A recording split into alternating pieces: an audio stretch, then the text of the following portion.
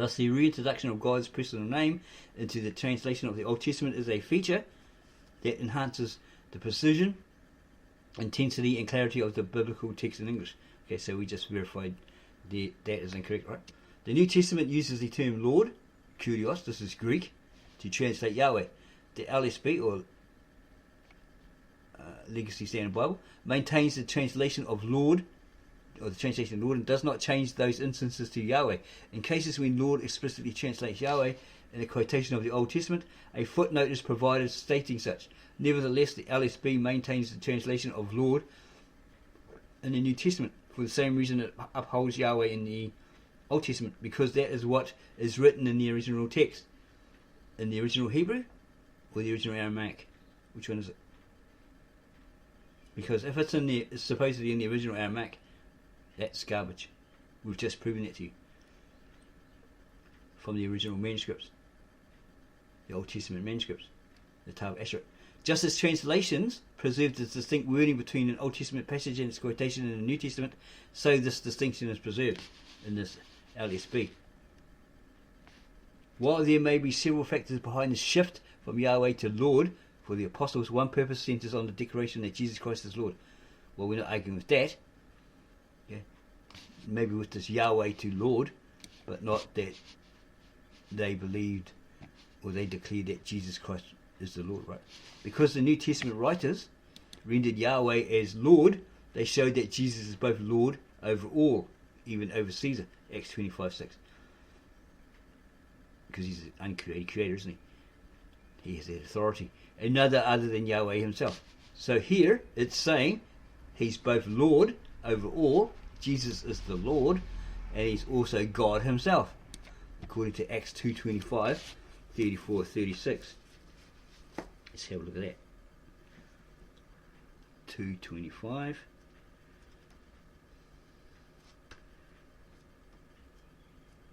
In Aramaic New Testament.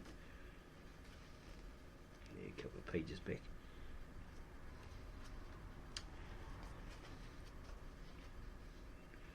$2.25.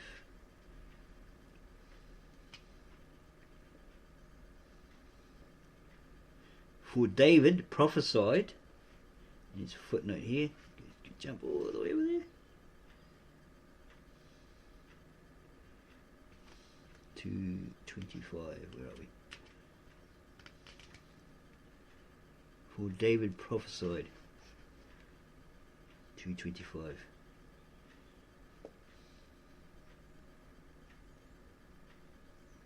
Literal Aramaic idiomatic figure of speech, commanded or told.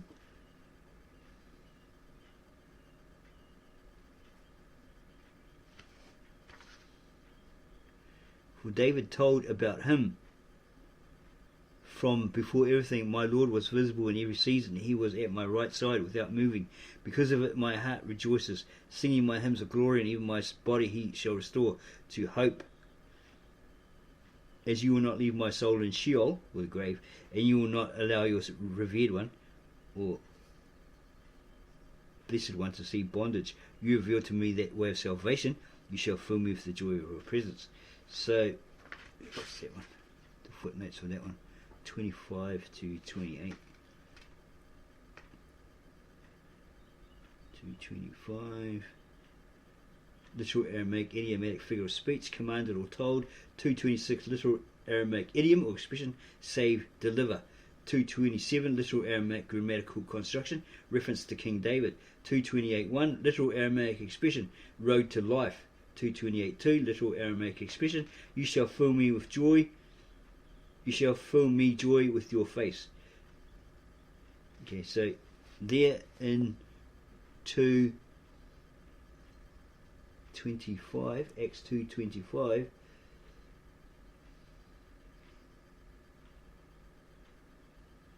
Where is it? Oh, in the wrong one. Okay, 2:25. It actually says there, brothers or followers of in the faith. It's allowable for you to say openly that their forefather David died and was buried, and his grave is with us until today. So it was around there somewhere. But he was a prophet of the, and he knew the oaths that had been sworn by Allah, God, that of the fruit of your belly I will set someone up, etc., etc. And that he rose from his sleep and saw, and he told about the resurrection of Esau, or Jesus the Messiah, that he would neither be left or in Sheol, nor his body would be held in bondage. So this David was supposedly resurrected from the grave, and he saw this God Jesus. It says here, this Esau Allah. So they're declaring that he is God, resurrected, and we are all his witnesses. So in that Eastern mindset, you're probably saying, yeah, he is God, because he's part of that Godhead, the triune Godhead, right? This Esau Allah resurrected, because he came in the name of the Father, right? Which is Maya Allah, Umaran Allah. This Esau Allah resurrected, and we are all his witnesses. So they're witnesses to him coming back, resurrected, right? And thus he ascended by the right hand of Allah. So he ascended to it. He's at the right side of God. And he consecrated from the Father the covenant of the Holy Spirit, and he poured out this endowment that, look, you have seen and you have heard. For it was not David who went up to heaven, because he said, my Lord said to my Lord, sit from my right until I make your enemies the rug under your feet. Quite a hard one there to get your head around, probably. But they're saying that he talked about this Jesus the Messiah that he saw in the right hand of God.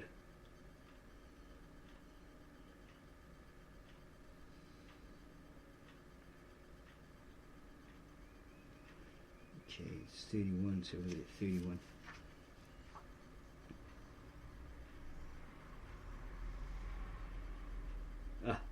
Okay, so this David had a vision.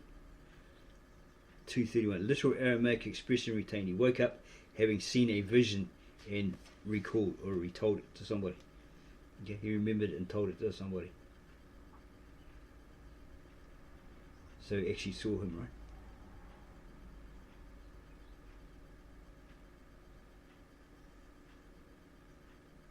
David prophesied, or David told about him. From before everything, my Lord was visible in every season. He kept seeing him, right? He was at his right side without moving. Because of it, his heart rejoices. His heart rejoices, singing his hymns of glory, and even his body. Okay, etc., etc. He shall restore to hope. So he actually kept seeing him. He was visible in every season. Okay, summer, winter, spring, whatever. He was always at his right side, and he never moved from there. Okay, he was always with him. He saw him in his visions. He could see him, etc., etc.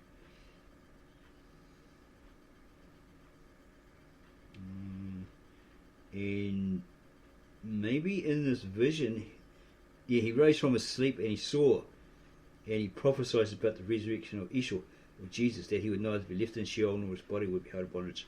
Yeah, like I said, he's verifying through his prophecy, David's prophecy, his vision, etc., that the Christ rose on the third day. He was resurrected, etc.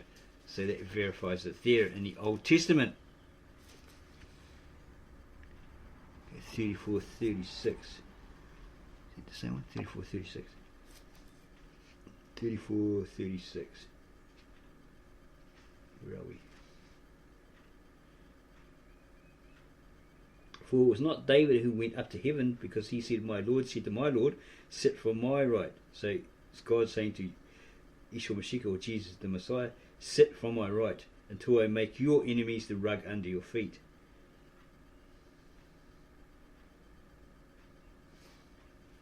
Where are we? 35 in the footnotes.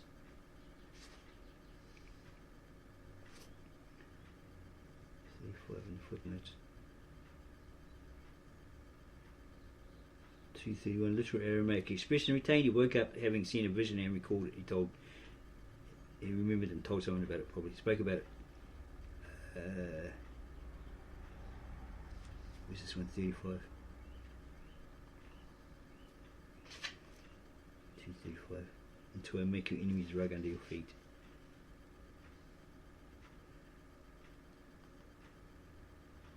consecrate.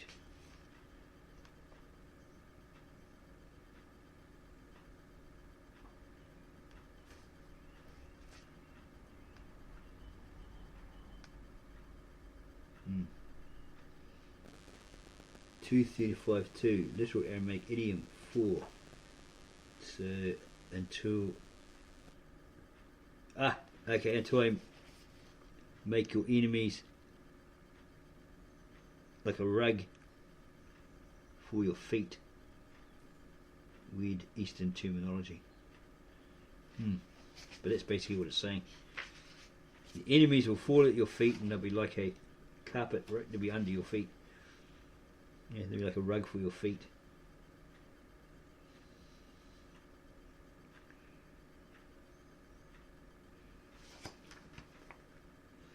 Okay. Hence the term Lord is a profound title showing Christ's supremacy in heaven and on earth. That being said, the significance of this title presumes that one understands the movement from Yahweh to Lord. By rendering what is written in both Old Testament and New Testament, one can observe the shift in the fullness of its theological import. The terminology of slave. The NASB has already translated the Greek term doulos frequently as slave in the New Testament. That's like the American Negro slave, right? If you read the Bible properly, you'll find that anyone that was in debt, there was a Jew that was in debt to someone else, had to work as a servant in their household, but they had privileges like clothing, food to eat, a bed, etc., all the comforts, whereas the person who was a foreigner, a non-Jew, a Gentile, possibly captured during a battle, were made slaves and they had no rights. They were treated much like the American Afro-American slave, right? They had nothing. So there was a difference there. If you read the scriptures properly. The terminology of slave, the NASB has already translated the Greek term doulos or doulos, frequently a slave in the NT, New Testament. The LSB made this consistent across the NT, the New Testament. This upholds the lexical definition of the term, its consistent translation, and its distinction from other terms that do denote a servant. Such consistency also highlights a biblical theological reality that Christians were slaves of sin. Yeah, they were in bondage, but now are slaves of Christ. Okay, they're bonded to Christ, under Christ, right? They're servants, which Paul termed slave, etc. Romans 6:16-22. Biblical writers did not shy from this term because it condemned a wicked form of slavery, i.e. to sin, Satan and death. And probably also they would condemn the Afro-American form of slavery as non-biblical, etc. i.e. to sin, Satan and death. Highlighted the power of redemption and affirmed one's total submission to the Lordship of Christ. In the Old Testament, the Hebrew term ebed has more flexibility than doulos in the New Testament. For the word ebed, the notion of servant and slave can be present in describing one's relationship with God and man. The Messiah is the suffering servant, Isaiah 52:13 of Acts. Compare Acts 3:26. Even as Israel was a slave of Egypt, they were in bondage, Deuteronomy 5:15, but now is a slave of God because they were liberated. Leviticus 25:55. Likewise, Joseph's brothers called themselves Joseph's servants, Genesis 44:9, Ebed. But later in the same verse, they say they are willing to become Joseph's slaves, Genesis 44:9. More like his servants. They're in his service, right? They're indebted to him. Again, Ebed. All of this demonstrates that Ebed can have both the notion of servant and slave. But yeah, that distinctly, there's a difference between servant, who gets all the comforts, the luxuries, clothing, food, a place to live, shelter, etc., and a slave who gets nothing. Okay, so they're basically the same word in that sense, but different when it comes to that non-Jewish, that foreigner, that Gentile caught, captured during a skirmish, a battle, and then treated as such. There is a great difference there. For this reason, the NT translate ebed not merely with doulos, but other words, e.g., for example, pious. The apostles recognize that ebed can have different nuances that go beyond slave, or different meanings, different terms, right? Accordingly, in human relationships, the term servant is used for ebed when talking about one's general submission to another as opposed to economic ownership, slave. Okay? It's to build up your profit, this economic ownership. That's the difference there.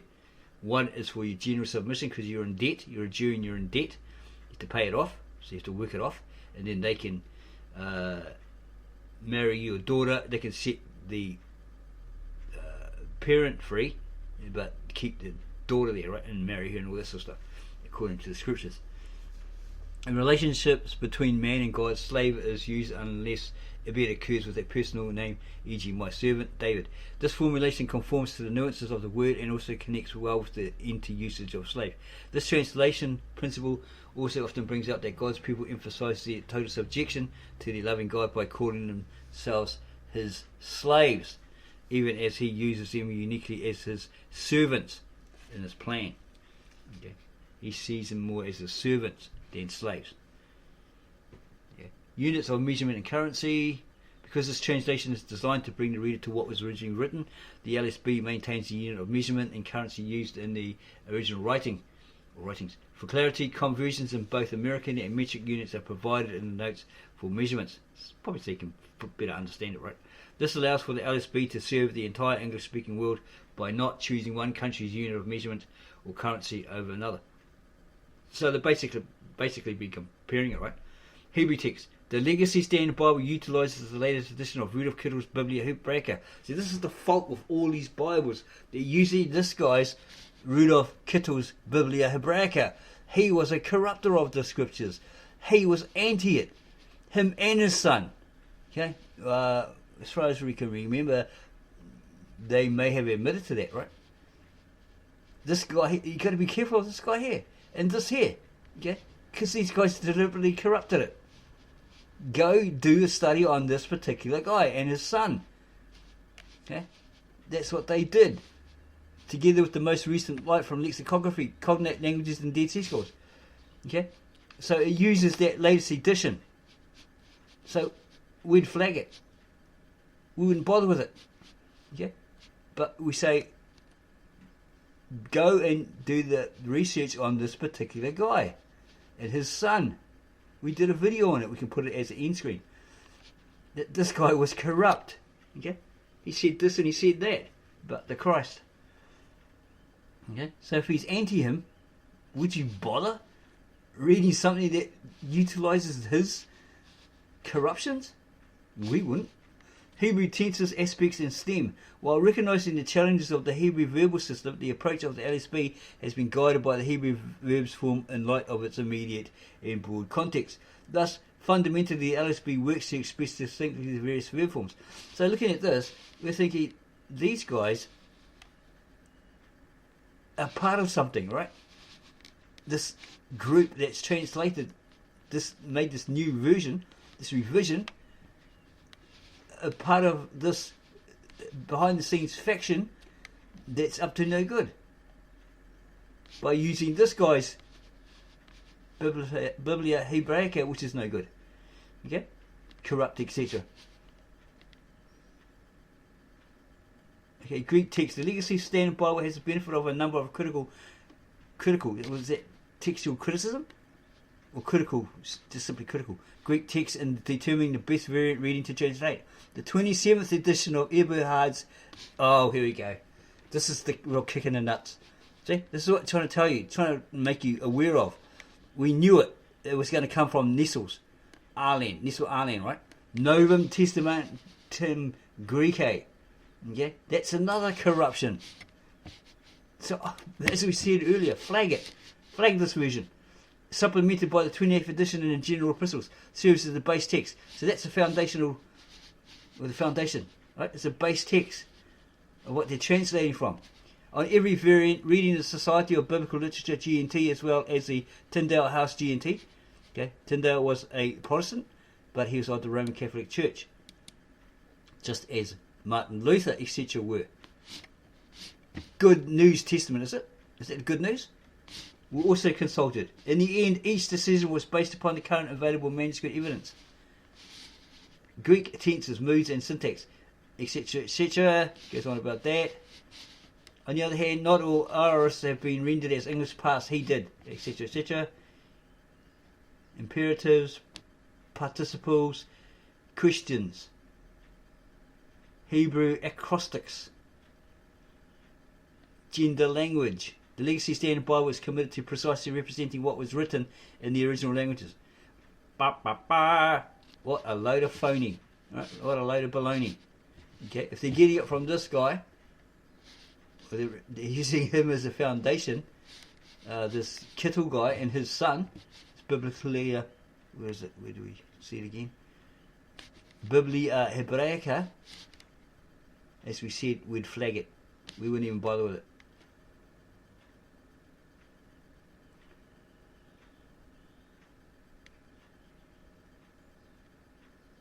The commitments of the Legacy Standard Bible. The Legacy Standard Bible aspires to be a legacy preserved to uphold the work and tradition that is found in translations from the KJV, ASB to NASB, American Standard Version, New American Standard Bible.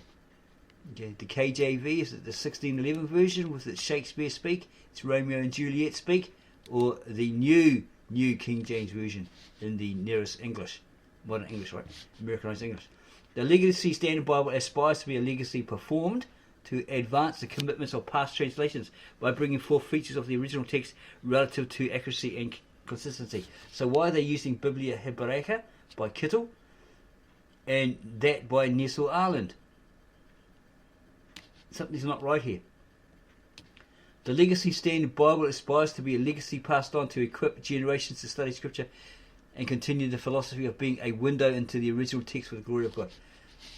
Okay, the window is broken. The panels are smashed. We just smashed it, right? We've just verified that these guys are up to no good behind the scenes. Okay, because they're using the Biblia Hebraica by Kittle, who said some nasty things about the Christ, is Antichrist, and also his son. We've done a video on it. We can use it as the end screen to prove that. Okay, so we would be very, very careful about this one, right? Do the research on this John MacArthur if you like, and this guy here, Dr. Abner Chow.